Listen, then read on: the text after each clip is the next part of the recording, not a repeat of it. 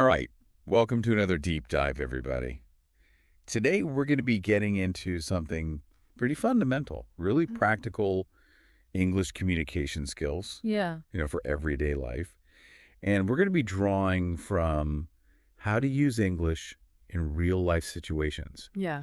And this is really like your toolkit. Think of it like that. Yeah. For using your English, not just to be understood, Yeah. but to be effective. Right. Whether you're at the grocery store, in a business meeting with colleagues, or even just, hanging out with friends. Exactly. So our goal today is to help you take whatever English you have and level it up to like real world confidence and real world application, giving you techniques to like crush it in different social and professional settings. I like that. Crush it. Yeah, that's a good one. Thanks. Yeah, I mean, I think what we're really talking about here is moving beyond just the mechanics of English, right, to the actual art of using it well. Right. I mean, we often learn, the grammar and vocabulary, but that leap to actual confident communication can feel like huge. So that's what we're going to unpack today, with practical techniques and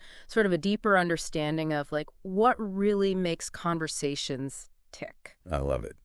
Okay, so let's jump right into something we all experience daily. Small talk. Okay. It's easy to think of it as like superficial, but our source actually reveals that it has like a real social impact. Oh, absolutely. I mean, think of it this way. Small talk is the foundation of rapport. It's how we build those initial connections, signal friendliness. Right. It's more than just like filling silence, right? Right. It's about creating a comfortable social environment. Okay, so then how do we make small talk more meaningful? Yeah. The first technique they highlight is asking open-ended questions. Oh, yeah. Which are those questions that invite more than a yes or no answer. Yeah, it's like closed questions kind of feel like dead ends, right? Hmm. But open-ended questions, those are like invitations to actually explore something. Right. So, for example, instead of saying, "Did you have a good day?" which usually just gets you like a yes or no, you could ask, "What's something that made you smile today?" Or, "What have you been up to lately?" Right. These questions really encourage the other person to like share a little bit more of themselves. Right. Yeah, and it's like you said, you're opening a pathway for them to share a story, maybe an observation, a feeling that you wouldn't have discovered otherwise. Exactly. It really reviews their unique perspective and allows for a much like deeper and richer kind of exchange. Yeah, and that's where that genuine connection starts to form, right? Absolutely. Where they share, more to engage with, Yeah. more potential for common ground. Right. You're not just, like you said, scrambling for something else to talk about. Yeah, exactly.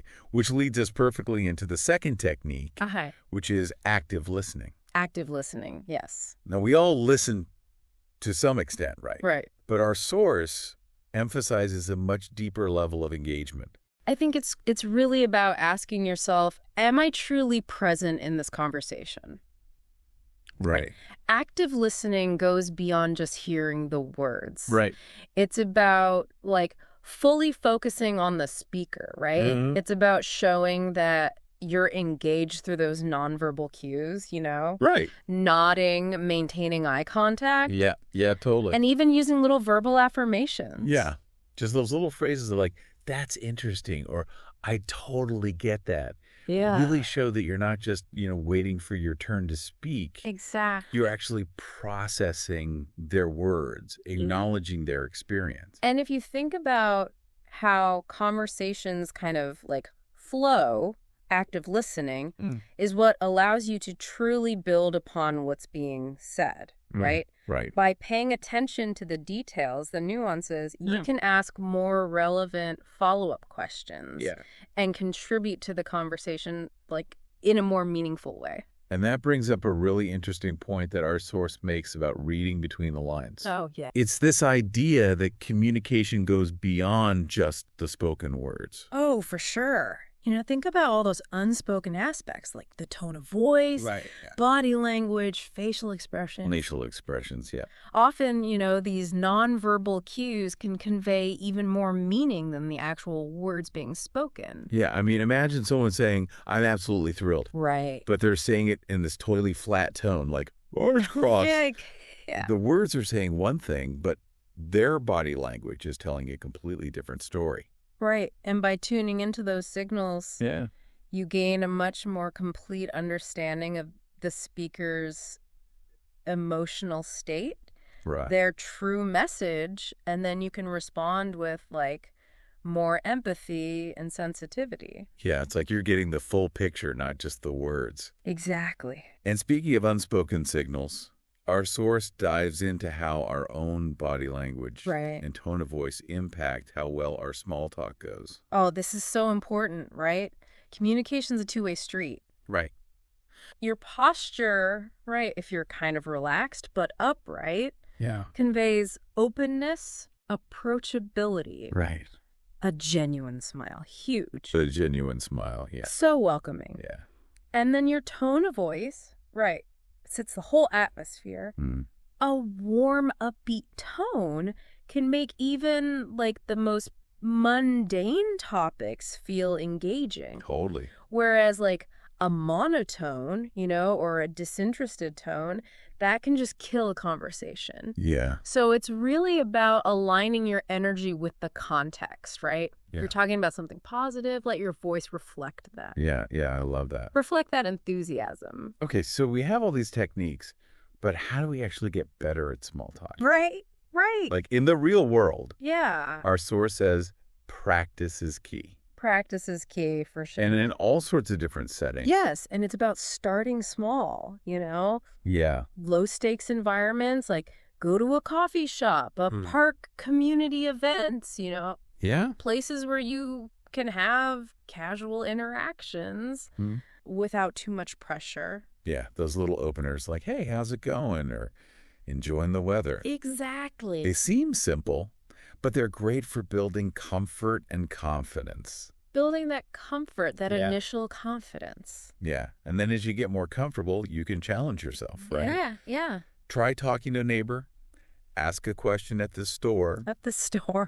Chat with someone on your break at work. Totally. Each interaction is like a little rep. Yeah. To hone those skills. It is. And, I think sometimes we forget that small talk, even though they're brief, these little exchanges, they actually play a big role in, building and maintaining relationships. Yes, it's like the glue that holds our social fabric together, Yeah, I love that. Yeah. Okay, so now what about those awkward silences? Oh, yeah. We've all been there. We've all been there. The conversation just kind of dies. Yeah. What does our source say about that? Well, they have a really, I think, reassuring perspective on this. Okay. Pauses, they say, are a natural part of any conversation. Okay. Don't feel like you have to fill every single gap with words, Right. It's okay to just kind of let it breathe a little bit. Yeah. The key is, if it goes on too long, you want to gently reignite the conversation. Right. So what are their tips for doing that? Well, they suggest having a few go-to strategies, right? Like asking another open-ended question, maybe commenting on something you both can see. Yeah. Or even, politely excusing yourself if it's run its course. Right. But the goal is really just to maintain that positive and comfortable atmosphere. Right. So it's not about being the most talkative person in the room. No. It's about being present. Yes. Showing genuine curiosity, using those techniques to connect with people. To foster that connection in those everyday moments. I love it. Yeah. Okay, let's shift gears a little bit and talk about English in the professional world. Professional world. Our source makes a really strong argument that strong communication skills in English, they're not just beneficial, they're crucial for career success. Yeah, I think if you look at the professional landscape, effective English communication, it underlies everything. Career advancement, teamwork, how you present, how you negotiate, how you build relationships with clients. Yeah, it really builds that professional credibility. Yeah, credibility. Yeah. Yeah. Okay, so let's break it down. Oh, what are some of the key areas here? Let's start with business meetings. Okay, business meetings. Where that clear and concise communication is so important. Yeah, it's all about starting off with politeness and clarity. Oh, okay. Something as simple as, good morning, everyone. Thanks for joining today's meeting. Yeah. That just sets a professional tone right away. It does. It's like a little signal that you're organized, you respect everyone's time. Respect everyone's time. Yeah, so then when it comes to actually sharing your ideas, our source emphasizes the importance of using structured and concise language. Absolutely, because, time is valuable in a business setting. Yeah. So using clear phrases to kind of frame your point is essential. What are some good examples of that? Things like starting your sentences with, to be clear, or my main point is. Right. Those are good ways to kind of make sure your message gets across. Yeah. Without any ambiguity. Yeah. And what about when you're building on someone else's contribution? Oh, yeah. How can you do that effectively? Phrases like adding to what colleague's name mentioned, or building on that idea, those demonstrate that you're actively listening and that you're contributing to a collaborative discussion. Right. And then inevitably, there are going to be times when people disagree. Oh, yeah. How do we express those differing opinions respectfully? Well, instead of just a flat out, I disagree, right? Try softening it a little. Okay. Things like, I see your point, however, or that's an interesting perspective, and I also think we should consider. Right. That encourages a more open and less confrontational exchange. Yeah, it shows that you're actually considering other viewpoints. Exactly. Even when you have a different opinion. Exactly. Okay, so now let's talk about workplace vocabulary. Okay, yeah. This is so key. Absolutely, because there are certain words and phrases that are just common currency in most professional settings. Yeah, what are some examples? Deadline, agenda, feedback, performance metrics, collaboration tools. Right. Being familiar with these terms makes sure that your communication is clear. Right. So understanding the urgency of a deadline or the purpose of a project agenda is crucial for effective participation. For sure. Okay. And our source also mentions giving and receiving feedback. Oh, yeah. This is so important for professional growth. Yeah. And for, a healthy work environment. So when you're giving constructive criticism, yeah, how do you do that tactfully? Well, you want to focus on being solution oriented, right? Right. So phrases like one area we could explore improving is, or perhaps we could consider a different approach to. Oh. Those kind of frame feedback in a more constructive way. I like those. Yeah, and the source gives a great example. Okay. Instead of saying, this timeline is unrealistic, you could say, perhaps we could consider adjusting the timeline slightly to allow for more thorough testing. Right. It's specific. Yeah. And it focuses on potential improvement. Exact. What about receiving feedback? Receiving feedback. Which can be tough sometimes. It can be. How do we handle that well? Well, the key is to be receptive, right? Mm-hmm. And demonstrate a willingness to learn and grow. So responding with phrases like, thank you for the feedback, I appreciate you pointing that out, or I understand, and I'll certainly work on implementing those suggestions. Yeah. Shows professionalism and a growth mindset. Yeah, it shows you're open to it. That you're open to it. Okay, now let's talk about email communication. Oh, yeah. Which is the cornerstone. It is. It's how we communicate so much, Yeah, of professional interaction. Yeah, and what's interesting is, those subtle cues really matter in email. Yeah. Like starting with an appropriate and polite greeting, whether it's do name, hello name, dear team, that sets the tone right away. Yeah, and then once you're into the message, yeah, clarity and conciseness are so key. Oh, absolutely. It's about getting straight to the point. Yeah. While still being professional and polite. Professional and polite. Yeah. And the source gives a great example here. Instead of this long, formal sentence like, I am writing to inform you of the urgent necessity for an immediate review of the aforementioned documents. Right. You could just say, please review the attached documents as soon as possible. Right. Much more direct. Much more direct. To the point. To the point, and it respects the recipient's time. Yeah. And I love that they mention avoiding jargon. Yes, jargon is yes. Okay, so now that you've written your email, you need a professional sign-off. Oh, yes, absolutely. What are some good examples of that? You know, best regards, sincerely, kind regards, thanks. Right. Are all appropriate. Yeah. Depending on, your relationship with the person. Yeah, yeah. And one thing we absolutely cannot forget is proofreading. Proofreading, always. Always, always, always. Always take a moment to review your emails for any spelling or grammatical errors before you hit send. Because those little mistakes. Yeah, they can really undermine your credibility. Undermine your credibility without you even realizing it. Totally. Okay, and finally, our source talks about phone and video calls.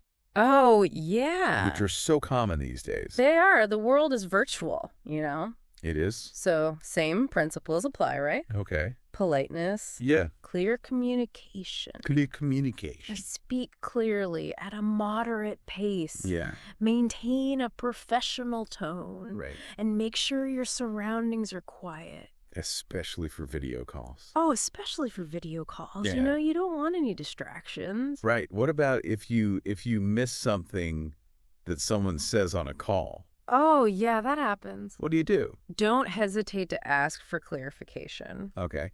Could you please repeat that last point? Yeah.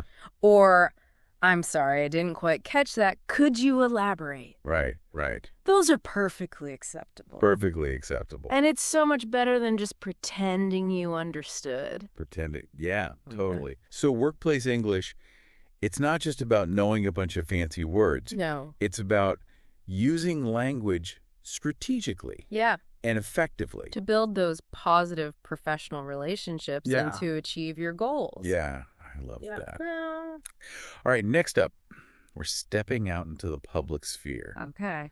Using English in those everyday situations. Everyday situations. This can be nerve-wracking for some people. It can be. It can be. But our source offers some really practical phrases and strategies to build confidence. Okay. For things like shopping, ordering food, asking for directions. I like it. Let's start with shopping. Okay, shopping. What are some of the must-know phrases? Well, simple, polite inquiries. Okay. Those are your best friend. Okay.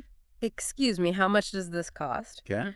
Or, could you help me find item? Right.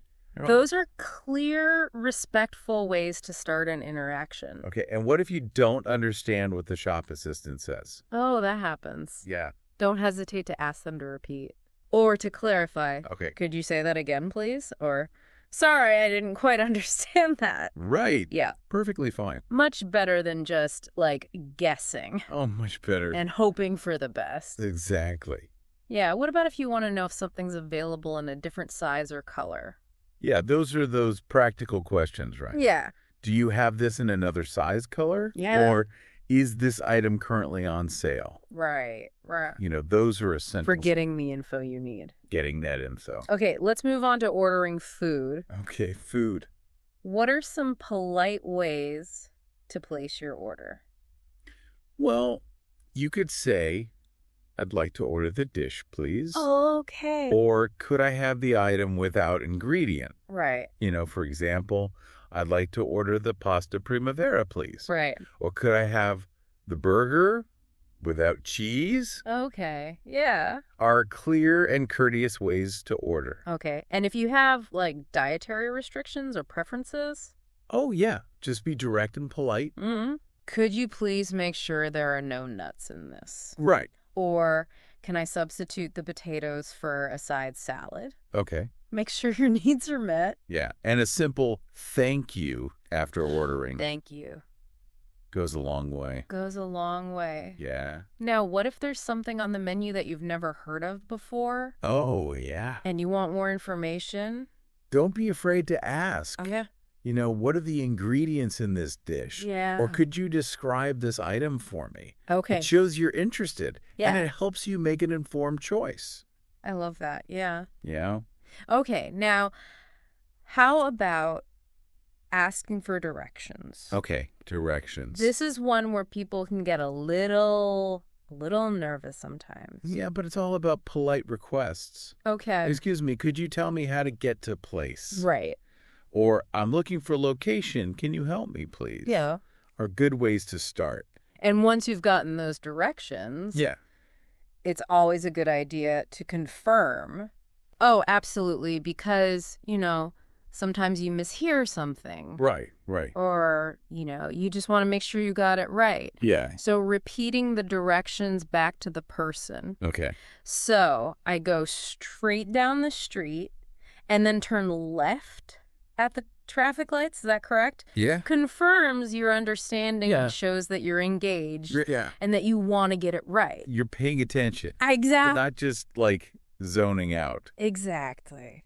Okay, for anyone listening who feels like anxious about navigating these situations, Yeah. what advice does our source offer for building confidence?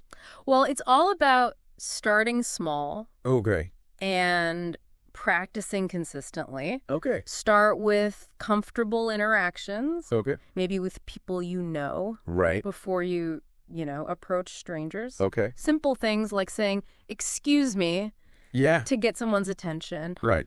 or asking a basic question Okay. can really help build your confidence. Build that confidence up. Gradually.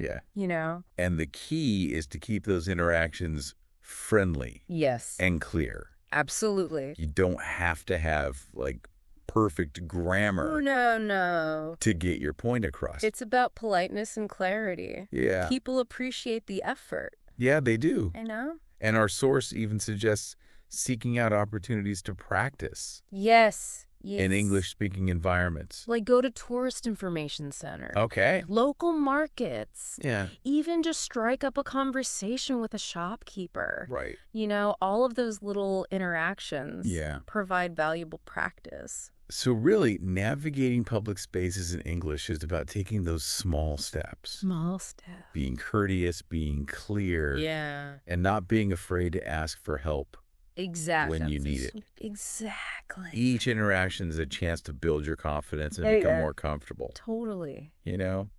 Okay, our final area is expressing yourself in casual conversations. Casual conversations, all right. Yeah. This is where you can really let your personality shine. Yeah. Our source says the key here is to communicate naturally Yeah. and confidently Yeah. without overthinking it. Overthinking it. Just be yourself. Yeah, just express yourself authentically. Yeah. Be relatable. Okay, so let's start with talking about your plans. Okay, plan. How do we make that more engaging than just stating the facts? Oh, it's all about adding details and context. Okay. So instead of saying, I'm going to see a movie, Right. you could say, I'm planning to see that new sci-fi movie this weekend. I've heard great things about the special effects. Right. Yeah, it gives them something to latch on to. Exactly.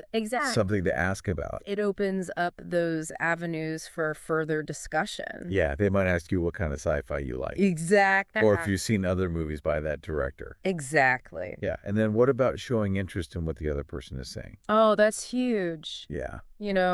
Using enthusiastic and engaged responses. Okay, like what? Things like, that sounds fantastic. Yeah. Tell me more. Or, that's really interesting. Right. Shows that you're actively listening. You're present. Yeah, and that you value what they're sharing. What they have to say. Yeah. Okay, now let's talk about something that can make your English sound really natural. Okay. And informal. Slang and idiomatic expressions. Oh, yeah. What's interesting about these? Well, they add a layer of like cultural understanding, and they can make your speech sound more like that of like a native speaker. Right, okay. You know, examples include things like feeling a bit under the weather instead of feeling slightly ill. Okay. Or totally exhausted instead of very tired. Right. You know, just little things like that. Okay, now I think it's important to note that you don't want to use slang in every situation. Oh, absolutely not. Like you wouldn't use it in a job interview. Right. Or in a business meeting.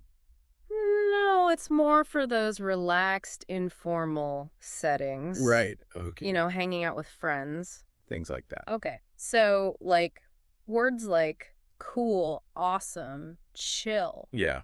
Those are good examples. They can sound really natural in casual settings. They do. But it's always a good idea to kind of gauge your audience. Oh, always. And the situation. The situation. Yeah, and I think observing how other people use these expressions can be really helpful. Can be really helpful. Yeah.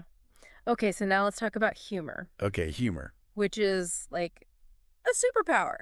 It is. It's a great way to connect with people. Yeah. You know, humor can break down barriers. Yeah. Create a sense of camaraderie. Yeah. Make conversations more enjoyable. Yeah, I love it. So this could involve, you know, telling a lighthearted joke. Right. Making a playful observation. Yeah. Or even using a little bit of self-deprecating humor. Yeah, I like that. You know. And our source gives an example. Okay. Related to trying a new hobby. Okay. They say, so you're actually going to try knitting. Yeah. Well, I'll believe it when I see it. Yeah, that's funny. Yeah. And it's light. It is. It's relatable. It is. It's not like mean-spirited. Exactly. And I think the key thing to remember with humor, especially with sarcasm,